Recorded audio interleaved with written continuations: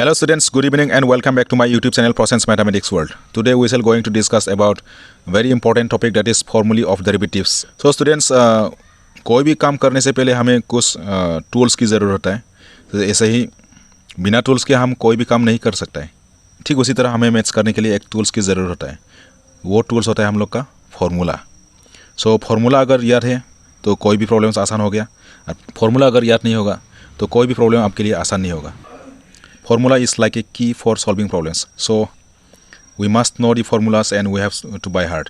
कभी कभी हमें लगता है कि हमें याद रहेगा लेकिन बहुत टाइम में हमें भूल जाता है, इसलिए ये वीडियो आपके लिए लाया हूँ. सो वीडियो अंत तक देखना. So I think it will help very much for you.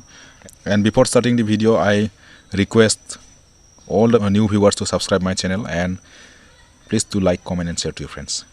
Now let's start the main point of the video. So these are the formulas. First of all, I have considered derivatives of some standard functions. So मैंने यहाँ पर first standard function का derivative consider किया है. So first में हमने लिया constant, derivative of constant with respect to any variable. This is equal to 0. Constant means any real number. It may be 1, 2, 3, 4, 5, etc. Or maybe negatives, maybe 0 also.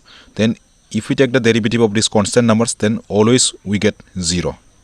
After that, number 2, d by dx of x, it is equal to 1. Derivative of the variable x with respect to x itself is equal to 1. After that, 3, d by dx of x power n, it is equal to n into x power n minus 1. So whenever the function is in power and the variable are also same, then this exponent, that means index, will come in front of the variable and it will decrease by 1. That means it was n, then it will become n minus 1. For example, 10 then 9, 8 then 7 and so on. And that is why, to be more clear, I have taken this two more example here. This is d by dx of x square. As this is power 2, so it will come in front of this x, and the exponent of this x, that is 2, will decrease by 1, and so it becomes 1. And 1 should not be right. Without writing also you can show it that there is 1. And after that, d by dx of x cube, as this is 3, it will come in front, and so 3 will be decreased by 1, then it will become 2, that is 3x square. And so on, you can find any exponent derivatives. After that, 4 number, d by dx of sin x. Sin x is equal to cos x. अगर हम derivative sin x का करेगा तो उसमें cos x मिल जाएगा. And cos x का derivative d by dx of cos x is equal to minus sin x. After that d by dx of tan x. tan x का derivative sec square x होता है. इसके बाद d by dx of cot x. cot x का होगा आपका minus cos x square x. Then derivative of sec x is equal to sec x tan x. After that 9 number, d by dx of cosec x. cosec x का derivative होगा minus of cosec x cot x. So these are some standard functions and their derivatives. After that, let us discuss about the derivatives of inverse trigonometric functions. So ये भी बहुत ज़रूरी होता है और इसको बाहर करके रखना है, तो हम कोई भी प्रॉब्लम्स इस तरह का आए तो हम उसमें यूज़ कर सकते हैं. So d by dx of sin inverse x equal to 1 by root over of 1 minus x square. d by dx of cos inverse x is equal to minus of 1 by root over 1 minus x square. d by dx of tan inverse x is equal to 1 by 1 plus x square है. d by dx of cot inverse x होगा आपका minus of 1 by 1 plus x square. इसके बाद d by dx of sec inverse x equal to 1 by x whole root over of x square minus 1. And then lastly, d by dx of cosec inverse x होगा आपका minus of 1 by x into root over of x square minus 1. So इसमें by heart करने के लिए भी easy है. तो sine inverse and cos inverse में फ़र्क नहीं, इतना ही है. वो कॉस इनवर्स में माइनस आएगा और साइन इनवर्स में पॉजिटिव. दोनों में भी 1 by root over minus x square, 1 by root over minus x square ही आएगा. Then tan inverse and cot inverse में सिर्फ माइनस का डिफरेंस है. टेन इनवर्स में पॉजिटिव में आएगा 1 बाई 1 प्लस एक्स स्क्वायर और कॉट इनवर्स में आएगा माइनस में 1 by 1 plus x square. After that sec inverse x and cosec inverse x, ये दोनों में भी सिर्फ डिफरेंस माइनस में ही है. तो सेक इनवर्स एक्स में आएगा 1 by x root over x square minus 1 and cosec inverse में आएगा minus of 1 by x root over of x square minus 1. So अगर आप 3 याद रखेगा, साइन इनवर्स, इसके बाद tan inverse and then sec inverse, ये तीनों को याद रखने से साइन के साथ रिलेटेड होगा आपका कॉस इनवर्स एक्स, टेन के साथ होगा कॉट इनवर्स एक्स, इसके बाद सेक इनवर्स के साथ होगा कॉसेक इनवर्स एक्स. सो इतना याद रखिए, आप इजीली इसको बाय हार्ट कर सकते हैं. Next I have considered here exponential and logarithmic derivatives. तो इसमें 3 फार्मूलाज मैंने दे दिया। तो D by d x of E power x वो ई पावर एक्स ही होगा।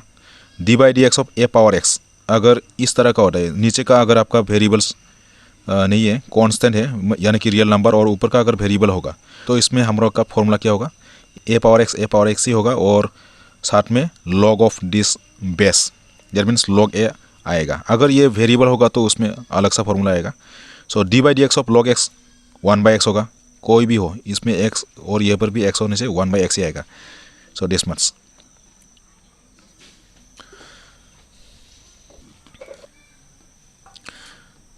After that I have given here some more derivatives, मतलब कोई रूल्स हो या फिर अलग तरह की डेरिवेटिव्स हो, इसमें थोड़ा सा दे दिया है।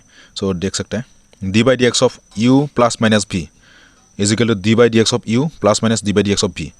ये u एंड v दोनों भी हम लोग का x का फंक्शन है। अगर एडिशन या सब्ट्रैक्शन में अगर फंक्शन रहेगा तो उसमें डेरिवेटिव्स हम लोग का डिस्ट्रीब्यूट होता है। सो इसलिए फॉर्मूला ऐसा होता है, d by d x of u plus होने से प्लस आएगा, माइनस होने से माइनस आएगा, and then d by d x of second function v। Then product rule, this is also known as Leibniz rule. This is d by d x of u into v।